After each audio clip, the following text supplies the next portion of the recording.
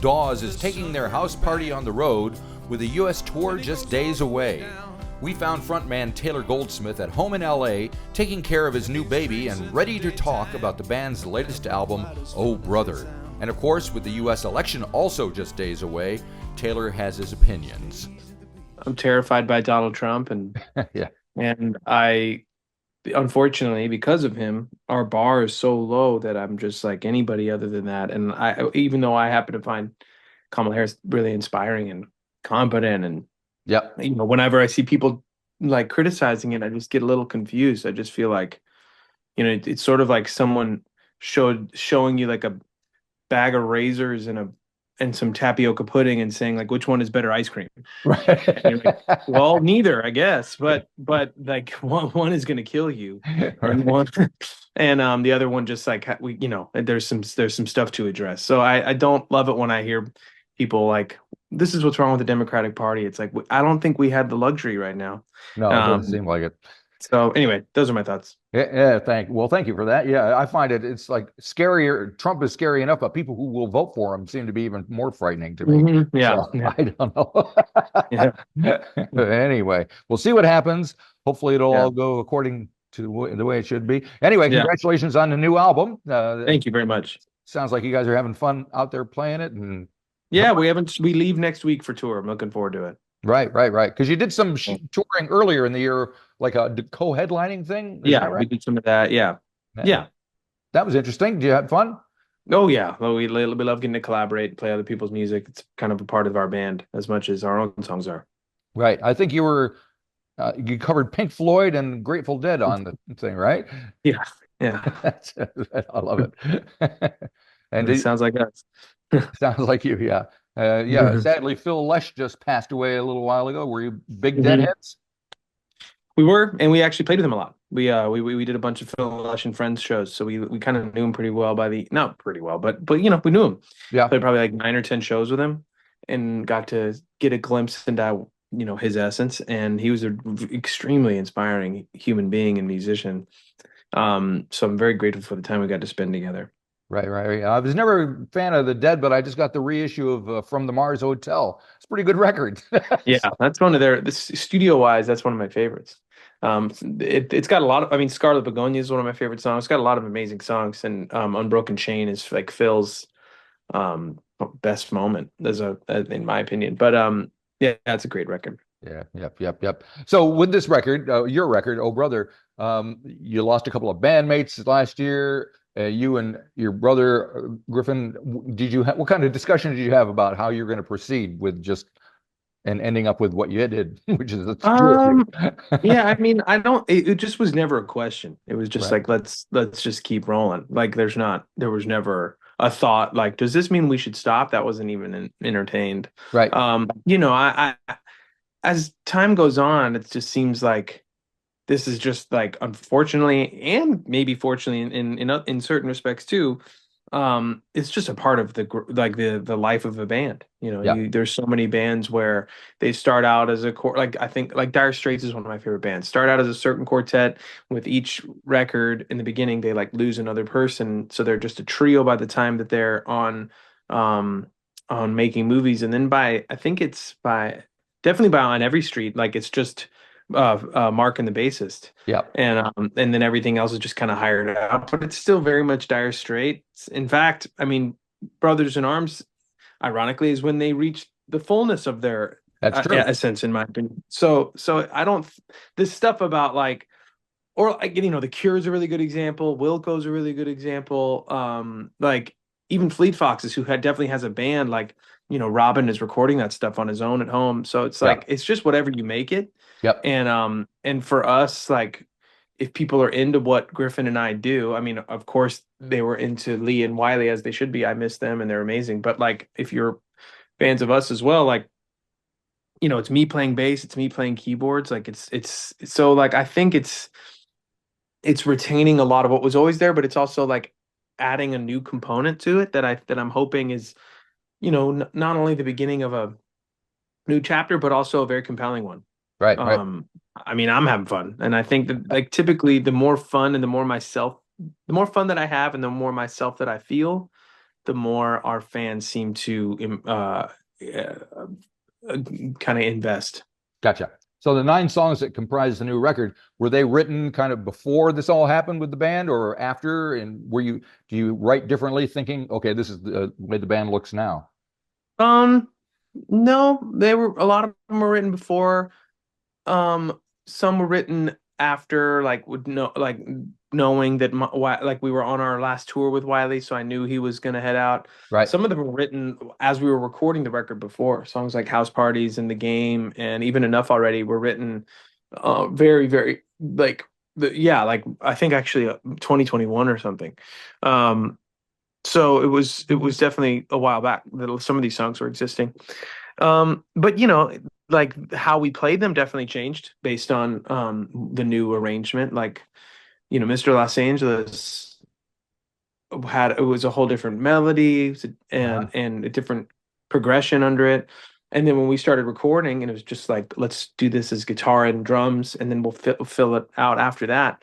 We came up with a new riff, and so in some ways, it was kind of getting written in the moment. So like that's just we just kind of had to adapt at every juncture. Yeah, I do enjoy the Mr. Los Angeles. Kind of flip side of I Love LA, isn't it?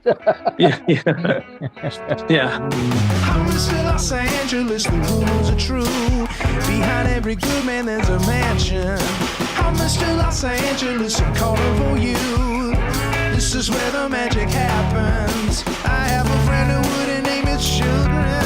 He says that it requires their consent. The older says he likes to go by kitchen. The baby thinks her name is made a mess. I do love LA, and I hope that comes across. I know I'm poking a lot of fun, but it's also like, I guess you only do that with things that are fascinating to you. And I'm from here, so I have a lot of love for it, but it's definitely like, it's easy to make jokes. Yeah, and it must have been fun making the video with Conan. I hear you backed him up on some kind of gig or something as well, right? So. Yeah, we all played Newport Folk Festival, and we were his backup band. And so when we came time to make the video, I asked him if he wanted to do this, and he jumped on board, and it was so fun. He was unbelievable. Is he a very musical guy? He is. It's cool. His background is more like Buddy Holly, Chuck Berry, like rockabilly, like early rock. And he stays really true to that with the way he plays and the way he sings and what his tastes are. And I really respect that. Yeah, okay. All right. And while we're on the subject of videos for house parties, I think you used a lot of footage that fans contributed to the thing. How did that all come together?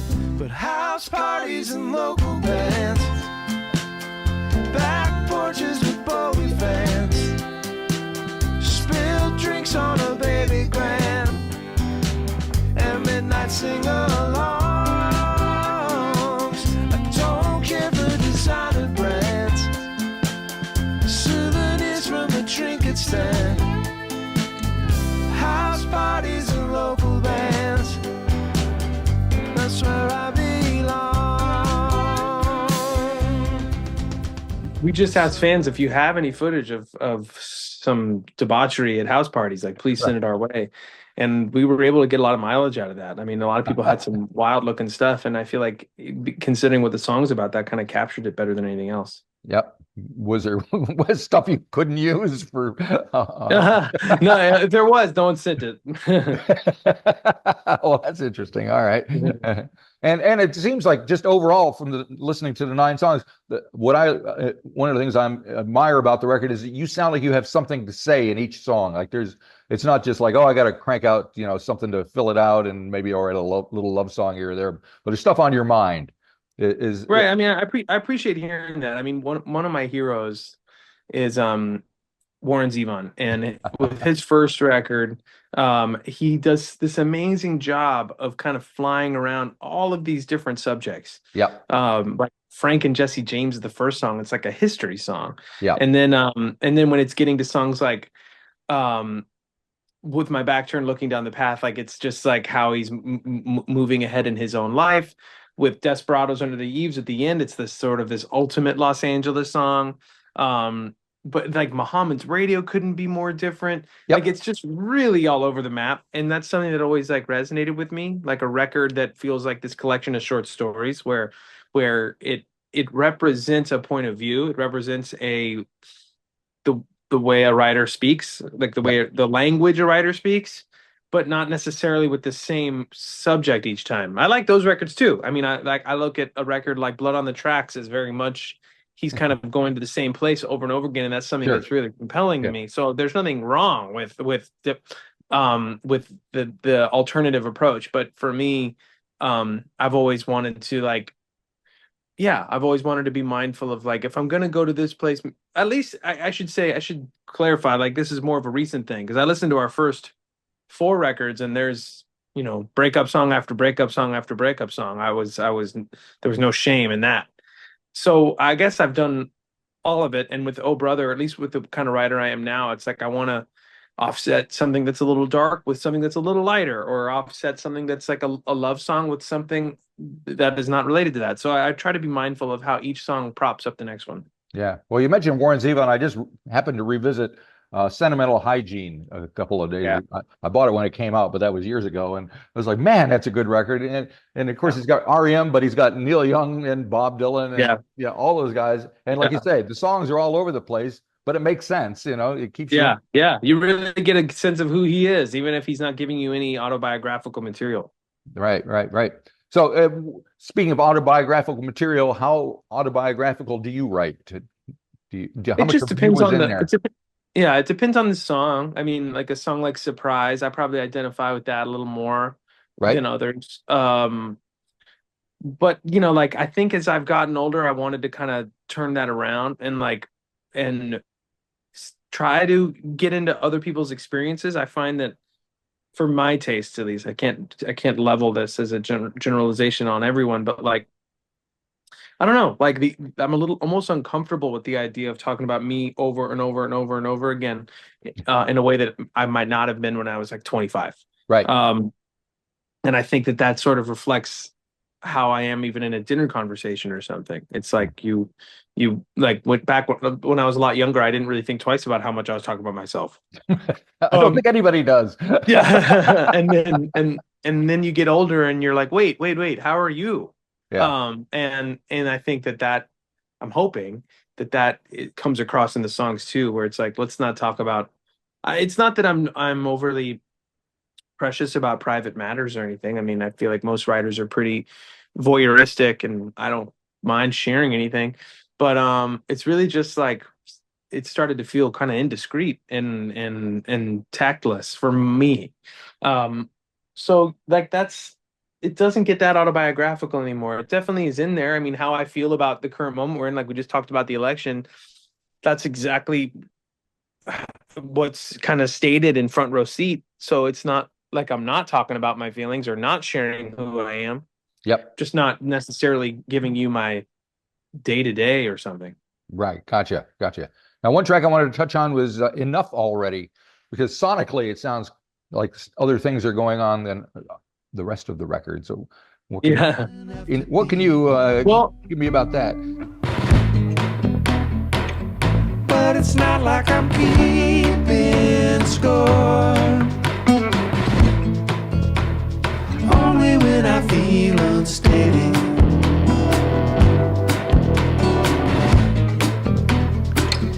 Am I getting a little more? Or have I had enough already? Yeah, Griff singing that, which was kind of a last minute decision. I was driving, I think, home from the night before or driving there that day. And I was like, what if Griff sings it? I'll just sing a harmony. And then it worked out. But yeah, that song, with every song that we did, it was really important to us to make sure that it felt like we got it with just a duo, so that we knew whatever we add to it, we can rest assured that the meat of it's there. And that's something that we pretty much got with every song, like Hilarity Ensues, like piano, vocal, and drums. Mr. Los Angeles, guitar, vocal, and drums. Like, King of the Neverwills was the first take, just acoustic guitar, vocal, and drums. And then we were just able to fill things out. With Enough Already, just with the nature of the guitar riff, with what Griffin did with his drum part, it was just very sparse initially. And we thought, like, this is the one song where we don't know if we have it. And we had to kind of keep layering and like, oh, what if we put this keyboard thing in there? What if we do this percussion part? What if a second guitar is doing this? And so it's still a very sparse thing. There's not a whole lot going on, but there's enough like sounds and enough textures that kind of brought it over the finish line, and like you said, in a way that kind of separates itself in a way that I'm really proud of. Like I love Rain Dogs, I love Los Lobos, and I think that song puts that across in a way that nothing else on the record did. Right. Yeah. And it's good to keep the listener kind of on their toes. Otherwise, you Mhm. lull them into a false sense of security there. Yeah. You don't want that. Yeah. And you mentioned Surprise, and I think I read somewhere where it's considered kind of the centerpiece of the record. So I don't know if that's true or not, but how much is involved in the track listing and the thinking out of how one song kind of leads into the other? Once the gatekeepers decided we would fade into the crowd, you took what makes you charming and you turned it up too loud. Now how many songs does the band have to get through before you steal away the mic? How many cakes do you have to jump out of before no one yells surprise? Yeah, I mean, Surprise felt like this is probably most reflective of how I feel about where things are at currently for me, and being almost 40 and the band and friends, whatever. Yep. How life works. So that in that sense, I guess it felt like a centerpiece. It also felt most reflective of the whole album. It's got some zany sounds. Right. It's got a lot of lyrics. It's got a few jokes, but it also seems pretty it feels pretty it tries to probe depths in a way that House Parties or Mr. Los Angeles doesn't. Right. So I feel like in that sense, it kind of like, if I had to show someone just one song, I would say like this song probably gets across the vibe better than anything else. But yeah, when it comes to track listing, it's not an easy thing. I mean, for a while we thought like, well, Front Row Seat has this big giant guitar riff right at the beginning. Maybe that's a good album opener. Yep. But then there was just something about Mr. Los Angeles that felt just kind of freakier and a little bit more new territory for Dawes sonically. Yep. So when that first riff started, it just felt like, oh, this maybe is more of a announcement. Whereas maybe even though Front Row Seat is pretty ambitious, it might make people feel like, oh, I've heard Dawes do this. And not as simple as that, but potentially. And but Mr. Los Angeles lyrically, it's like, what is that where I want to start lyrically, like with what these other songs are getting after? And inevitably, obviously, we decided that we did, but and it isn't going back to that Zevon thing. It's like Frank and Jesse James is such an interesting first track of that opening album, or Roland the Headless. No, Roland the track 2. What's first track? It's not Werewolves. It's Johnny Strikes Up the Band. Oh, Johnny Strikes Up. Yeah. And it's like these are really I like the idea of like, I don't know, like not going for your biggest, most ambitious swing lyrically right out of the gate. I think about Vicious on Lou Reed's Transformer. Sure. Like that doesn't go nearly as hard as Andy's Chest or Walk on the Wild Side, but like I love Vicious, and I feel like starting from there kind of gives you a place to go. Anyway, that was kind of some thinking for me. Or I mean, the best example is Rainy Day Women, for a record like Blonde on Blonde. Yeah. Anyway, I digress. No, please do. Yeah. So yeah, that's that. It's things like that we had to think about with sequencing. I mean, some stuff just shows up, like with Hilarity Ensues right away. It's like, okay, we know what the closer is going to be. Yeah. That just felt lyrically, it felt like a closer. The little double time outro felt like, oh, this is something that we can fade out on, which is a nice feeling on a record. Yeah. So yeah, some of the stuff just presents itself as like, this is where this belongs. All right. So now the tour is coming up. How are you working these songs in with the rest of your catalog? Yeah. Well, we've been playing House Parties a lot already. We've been playing Still Strangers sometimes quite a bit already. Right. And then we played Front Row Seat a couple times. So those will all just kind of fit right back in there. And then like, we know a lot of the rest of them already. Like we know Surprise, we know King of the Never Wills, I think.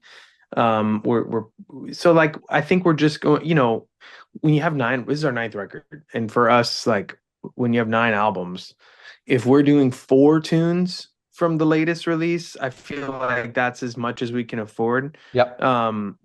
So, like I want to play them all. I love the idea of, hilarity ensues, that double time outro being somewhat of an set ender. That could be really cool. Yeah. So we just have to see how things kind of jive together. But yeah, we're planning on getting it all in there. And does it ever happen that older tunes from first, second, or third albums kind of bubble up for some reason? Oh, raise their little hands and say, "Don't forget about me." I mean, we feel very lucky with our fan base where we can I don't know, some bands, like whatever happened on their first 2 records is something that they feel pressured by their audience to like play the bulk of, and we don't have that. And we also are lucky enough to still have fans that want to hear the old stuff. So we're able to celebrate a new release and not worry about people walking to the bathroom. We're able to play songs from the first and second record and depend on people knowing what they are. Yep. Like, we're not the biggest band in the world, but I do feel like we're one of those lucky bands that gets to celebrate our catalog on a nightly basis, and it kind of doesn't matter which corner we go to. Yeah. I think if you're a Dawes fan, you almost by default you're a Deep fan, and I'm not giving us that credit. I'm just saying, in a way, it's sort of like we're not an easy band to we're not an easy band to be a fair weather fan of. We don't have big enough hits. If we had big hits, then maybe someone would be like, "Oh, I love those 3 songs, but I don't know anything else, but I'm still going to buy a ticket." We don't have that kind of fan because we never had those songs. Yeah. So for us, if you know who we are, then you're typically the kind of person that wants to really dive in. And that's something that, while it's, we always are trying to like, how do we grow this thing? How do we keep this thing moving? The kind of fan we have is just, it couldn't be better. So in that sense, we feel really lucky. Right. And as you're telling me this, I'm thinking of Wilco, because they're a similar kind of band. They've been around forever, put tons of records out, haven't got huge hits, but they have a fan base that stays with them, and they've been through all sorts of transitions and formations and all that stuff. So yeah. Interesting. And oh, go ahead. No. I was just saying, I identify with that band a lot. Yeah, they're like kind of the poster child for this like moment of like American songwriting band. They're just, you see Jeff Tweedy in TV shows at this point, and it's like my mom knows who that is, even though she doesn't know any Wilco songs. So like they've achieved this status of just like, when you think of like, well, what's a good American folk rock band? I feel like if you in any given room, people would say, "Oh, Wilco." Yeah. You can't go wrong there. All righty. So I think the last time you were here in Auckland and in New Zealand was about 2015. So any thoughts of coming down this way again?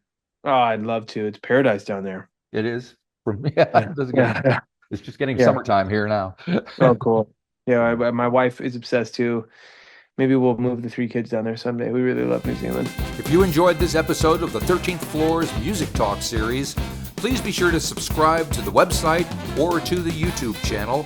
Follow us on Facebook or Instagram and wherever you find your podcasts. There's a whole lot more to discover.